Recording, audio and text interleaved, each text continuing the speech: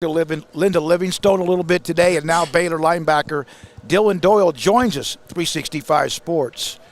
Man, you look dapper. You wear a suit very often outside of maybe. Do you guys get dressed up for road games, or how's that? What's the deal? Yeah, so game day we wear suits. That's what I thought. They really hook us up with we get 2 suits our first year in the program, and then 1 every year after. So, and then I'm in the MBA program at Baylor. So, quick shout out to that program. They've done an awesome job prepping me for professional settings. So, yeah, thankful for all that. I'm curious, what neck size are you? Like 18, That's I a think. big, yeah, 18 or 18 I and a can half. see that. Yeah. How quickly did you flush last year? Not the memories or the excitement, but immediately turn the page. And how hard is that sometimes to do?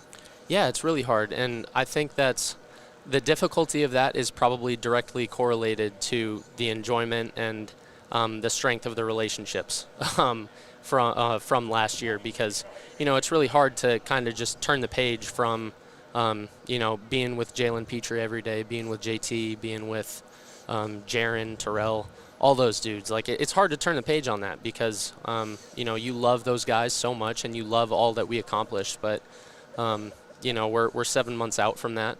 And we definitely recognize that we have to be ready to play. And so I think throughout the spring we worked on turning the page, but I think the page is turned now and we're ready to go, and we're going to be ready for fall camp when that time comes. Having said that, when you walked into this building today, was this your first time since the Big 12 title game, and was there a little bit of a little reminiscing just being back here? Yeah, this is the first time, but obviously a little bit different setup. Yeah, just slightly. Quite a few more people on the field this time. right.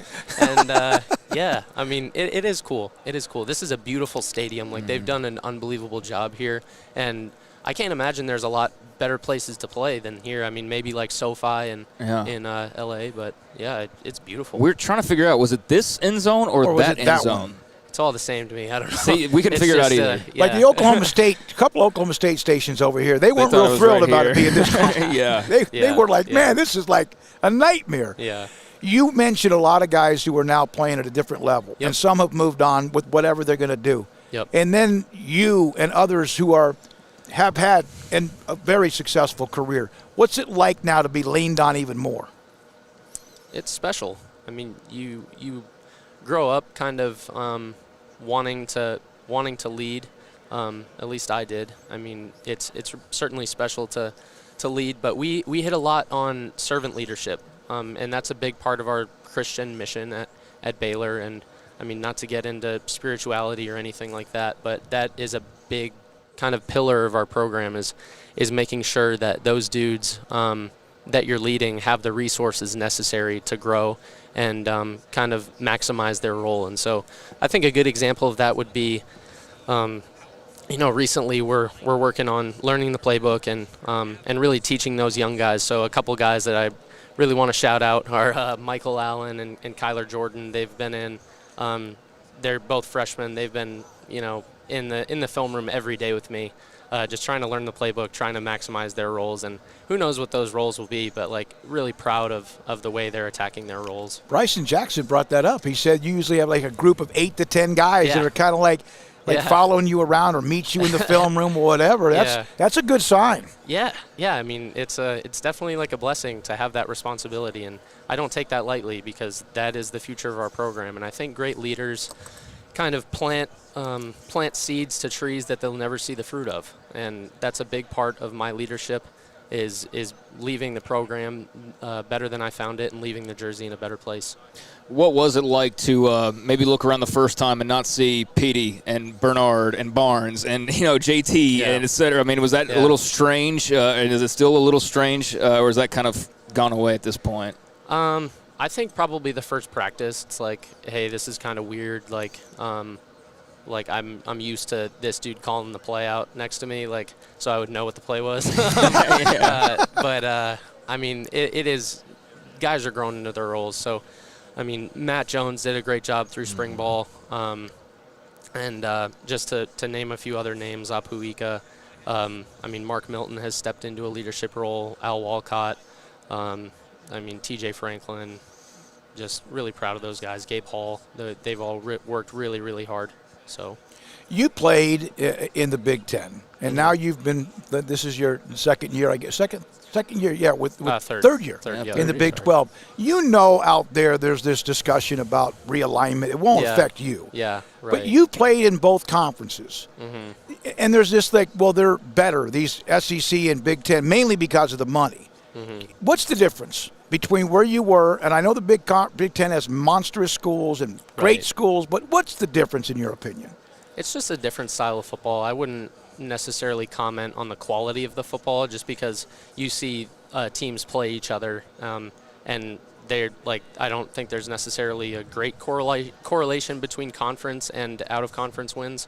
So I think there is a level of parity there in college football, but certainly different styles that you face. So I'll give the example, like when we went up to Wisconsin, when I was at Iowa, you have to be ready for 22 personnel. So that's 2 backs, 2 tight ends.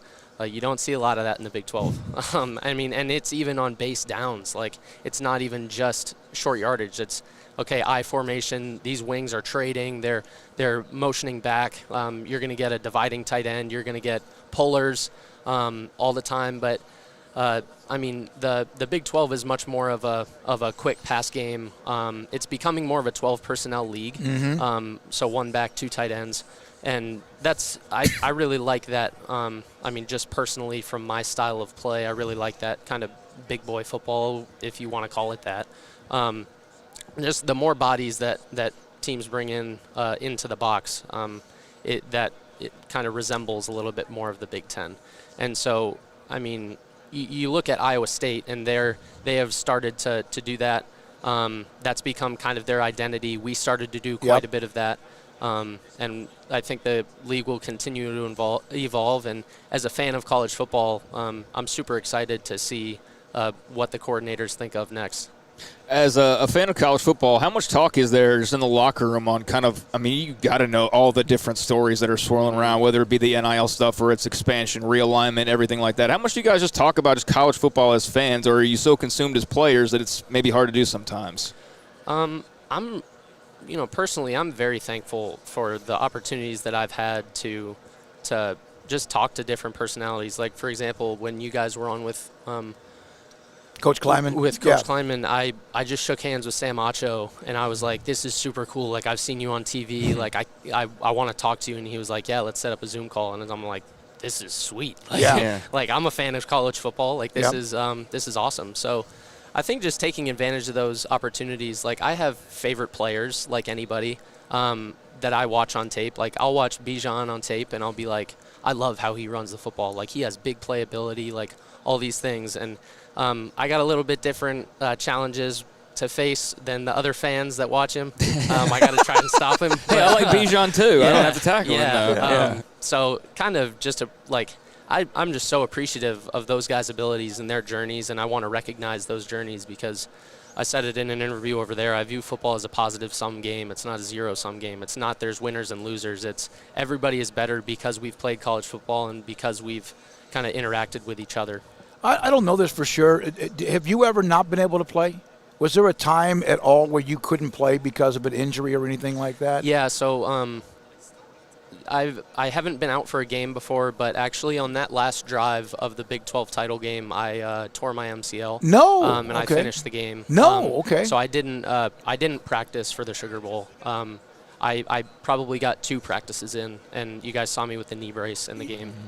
What was it like to miss it? Or you have not missed games, thank goodness. Right, but right. Did you kind of? Yeah, injury definitely brings a different perspective. I mean, it makes you appreciate the time that you have out there. And I always try to approach every game like it's my last, and play with that intensity and that mindset that, hey, like I should be grateful for what I'm getting today.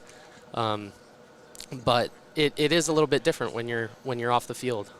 It makes you a lot more thankful for kind of the grind that you go through, because it is hard. Like, playing college football is definitely hard, but it's a blessing too. Mm-hmm. Like, you should be thankful for going through those tough times, because other people would love to go through those tough times that you're going through to get what you get. Is your knee okay now? Yes. Okay. 100%. Good. Yep. Good.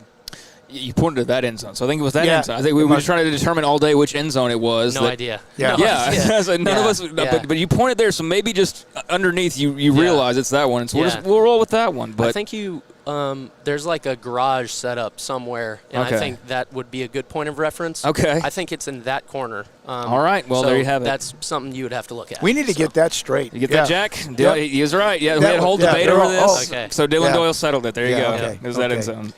This is something where you're here, you're representing the football team, the program, Yeah. the university. Yes. You're here for a reason because they feel like you're a great representation. You've talked about that as a football player, as a person, as what Baylor football is about. Well, that's pretty cool because they choose who they want here to replace, not just because you're a good football player, but Right. they choose people who represent the university. Yeah. And how important is that to you? I mean, obviously, I want to paint the university in a positive light, but I'm here representing 100 other dudes that I feel like could do just as good of a job as me, just because of the culture that we're trying to build at Baylor.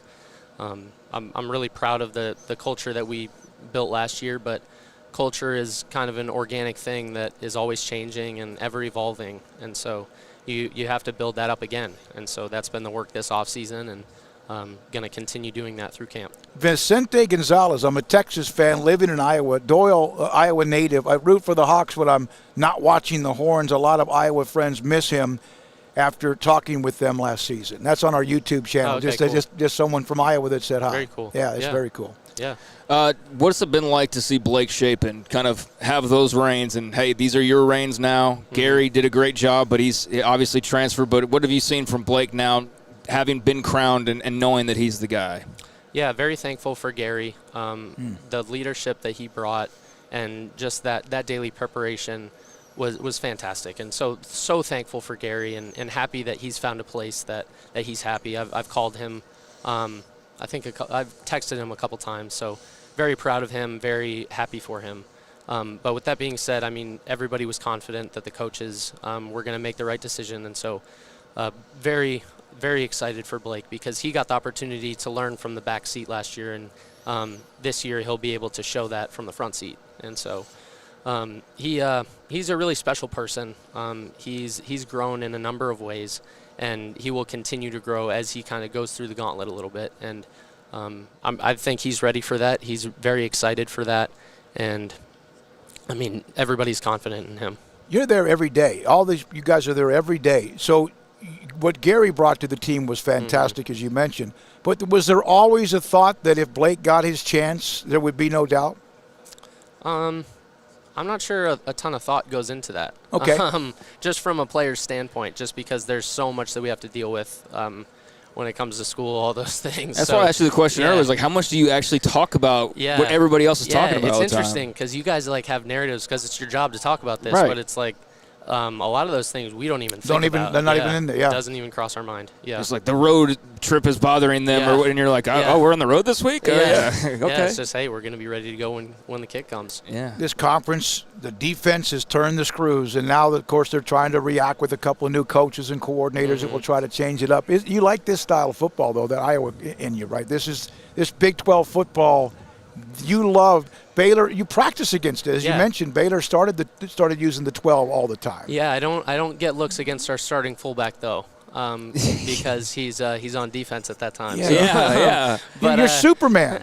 You could be. You could. I don't want to take that responsibility from you. I'm tweeting it, dude. I'm tweeting it. Yeah.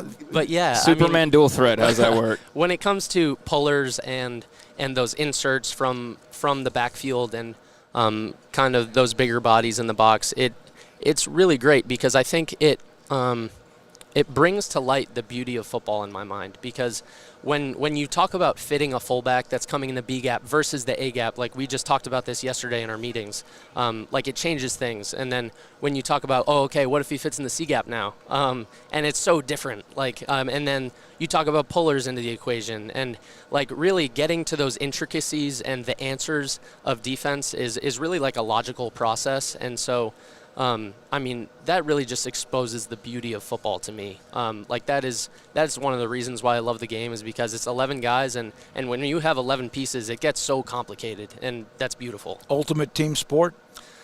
I don't know if I can speak for that, but I do love how football works. Moving so. pieces Yeah. You think one day you may biased. coach? I don't know. Yeah, Because I kind of feel that. I mean, I know you want other things to do as well. Yeah, Maybe it's just in the league, but you kind of get that feeling that you could easily I appreciate get into that. Yeah, I mean, I try to love what I do on a daily basis, and I spend most of my time right now doing football. So whatever I do, I want to attack it with that mindset and try to impact the people around me in a positive manner, and that's what I've been taught growing up, and that's been drilled into me at Baylor as well. It's about who you impact and the legacy you leave. And how you impact others. You're doing it well. Keep it up. Thank you very much. Dylan. Appreciate your time. Yeah. Baylor right, linebacker Dillon Doyle. We're at the AT&T Stadium in Arlington, Texas. Sic'Em 365 Radio and